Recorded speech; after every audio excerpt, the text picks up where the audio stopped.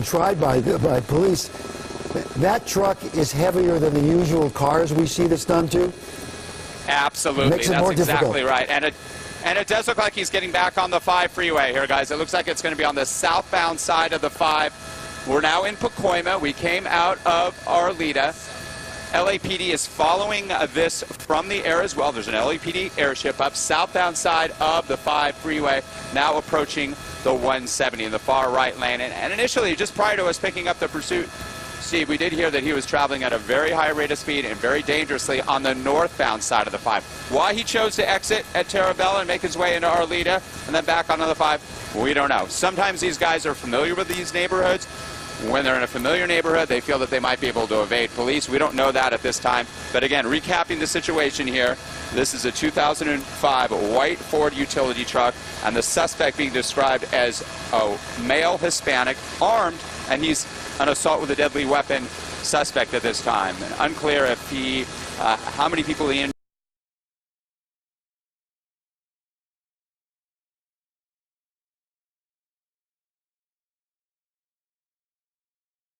Indication that the utility truck is a stolen vehicle, given that it is a utility truck?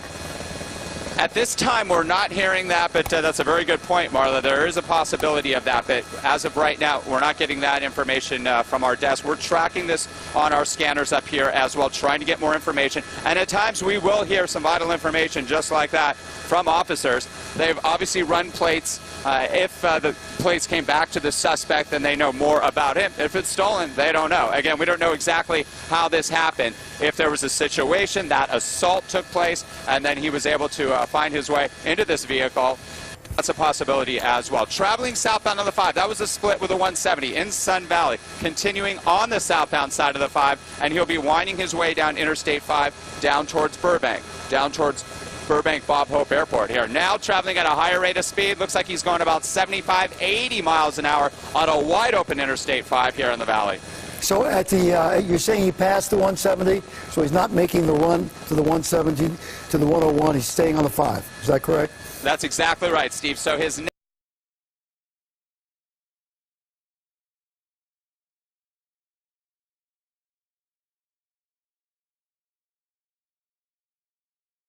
and Studio City. Whoa, look at that. High speed exiting the freeway again, trying to evade police. Tight off ramp here as well. And these officers have already been aggressive in trying that pit maneuver and were unsuccessful, but it was challenging in that street there. These officers train for it. We see them do it right here in the San Fernando Valley, but as you mentioned, Steve, as he goes across the barrier, the island there against opposing traffic, this is where it gets really dangerous. And now he's making his way on the right side of traffic at least. Very dangerous situation here. Once again, a good reminder to everybody, if you happen upon a pursuit like this, you see this going on, do not try to be a hero. Do not try to intervene. Entering the 5 freeway back northbound, again, by the way, just stand back. If you hear the lights and siren, stand back, pull off to the side, give the officers all the space that they can use. You know, one of the problems here is that when he goes back on the 5, for instance, nobody on the 5 has a clue as to what's going on. That's exactly right. Right here.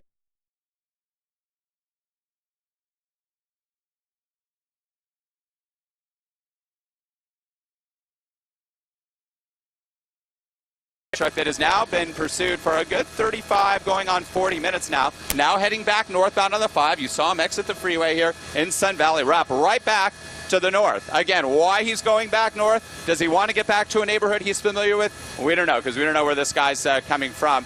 A lot of the times it's just an erratic move to try to evade officers, and it was unsuccessful there. Officers still tracking him on the ground with those patrol units and in the air with an LAPD airship. Making his way northbound on the 5 now, and as you see, we'll widen out a little bit, you're going to see that merge now again with the 5 and the 170 in the north end of Sun Valley. He'll be heading northbound and continuing up back to where he came from, where we picked up the pursuit in Arleta and Pacoima. And of course, LAPD no stranger to situations like this, especially given the pursuit that they dealt with earlier this week. Just a couple of days ago, Rick, with, you remember, the chase that everyone's talking about still in that.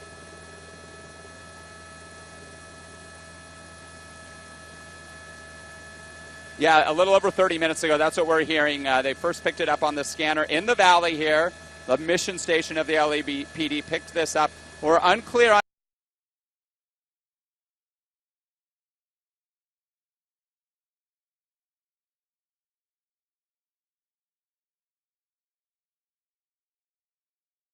situation that occurred just prior to the pursuit that led to this chase. And this chase now is on Interstate 5, traveling northbound. He's going about the speed of traffic now, about 65 miles an hour. I'm counting several patrol cars still behind him. I'm also seeing officers up ahead. A lot of times what officers will do is they'll do some planning to position officers ahead to control traffic, to back traffic off. If they can clear the freeway, get that open spot again, they can try that pit maneuver again, try to spin this guy out and bring this pursuit to an end.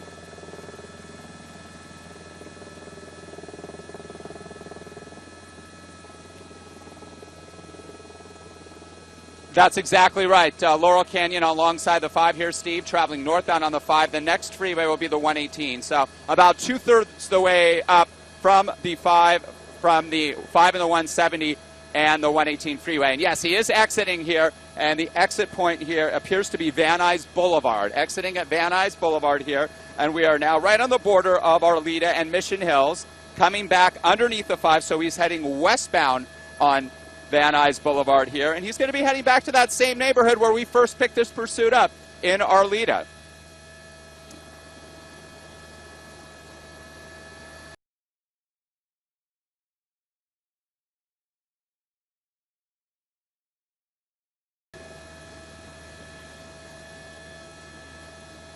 That's exactly right, Marley, and he is traveling southbound here, coming off of Van Nuys Boulevard back into a residential area, and that's a good point in this neighborhood especially because you have narrow streets, you have more pedestrians, it's the middle of the day, it's the noon hour.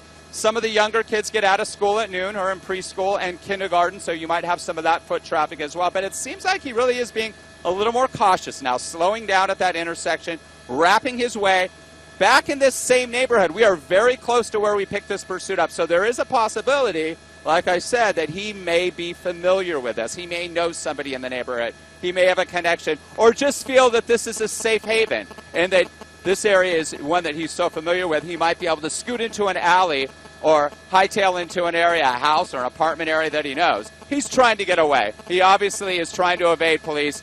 He knows that they have something on him. We are hearing that he's an assault with a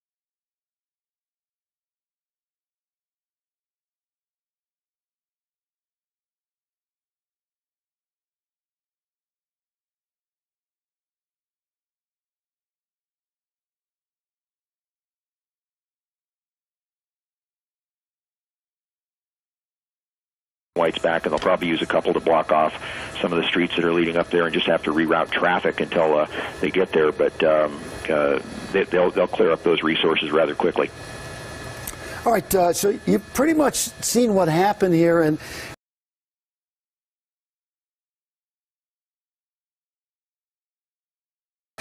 we saw the guy drive through an apartment complex, it looked like, hit a gate, knocked a man over.